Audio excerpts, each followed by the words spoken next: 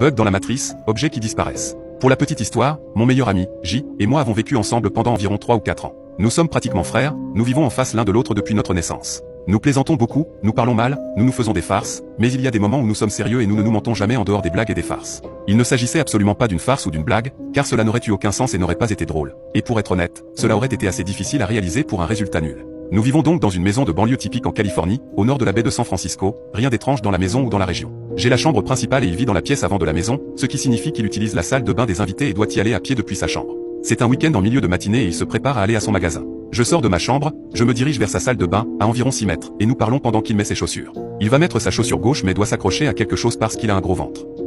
Il lève la main gauche et attrape le porte-serviette, un poteau métallique bon marché, et essaie de mettre sa chaussure gauche en se penchant en avant. Il tire trop fort sur la barre à plusieurs reprises et son épaule gauche heurte le bord de la porte ouverte et tombe au sol. Je ne me souviens pas si j'ai entendu le poteau heurter le sol ou quelque chose comme ça, j'étais concentré sur lui et il était juste à moitié en train de crier et de gémir putain cet endroit est vraiment pourri etc.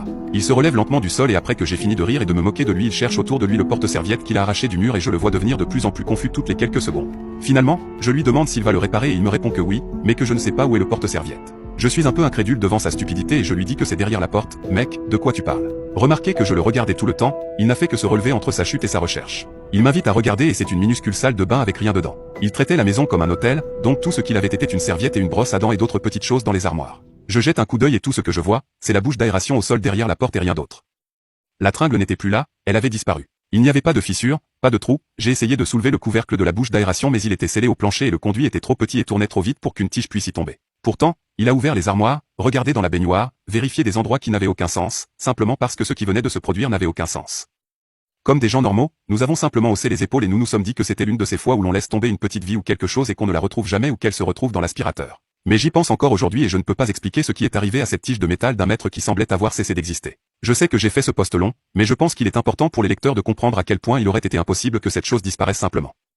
Sans compter que je l'ai vécu avec mon ami, donc je sais que je ne suis pas fou. Pour l'anecdote, nous n'étions sous aucune influence, pas de drogue, pas d'alcool, pas de fatigue. J'ai eu des expériences similaires auparavant. Des objets aussi gros qu'une clé ou un crayon tombant sur un sol stratifié dans des pièces vides, sans endroit où aller, rebondissant juste hors de vue, les entendant se poser et ne les retrouvant jamais.